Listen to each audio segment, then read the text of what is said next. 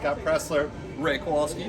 Winnebago Coastal RV Center. We're here at the North Charleston Coliseum RV Trade Show. Welcome, Charleston, right? Thank you so much. Happy to be here. We got plenty of awesome units here on display. Love for you guys to check it out. Right behind us is going to be our 2831RB Voyage.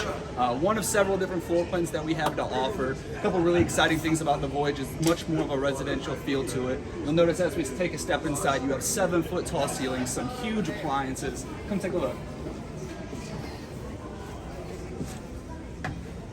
So walking right in, as you can see, this is going to be one of our couples coaches. As I mentioned earlier, nice, massive refrigerator. That's actually going to be a 12-volt, 15 cubic foot, huge freezer coming out. Beautiful fireplace on display, wireless cell phone charger. But again, this is much more of a couples coach. Great theater seats directly across from the TV. Nice dining area. You do have the option for a table and chairs if you don't like the booth. But again, rear bath, really, really great floor plan. Beautiful floor plan. Beautiful kitchen space. Phenomenal backsplash. It's the aesthetics. We did a really, really good job with this new interior decor.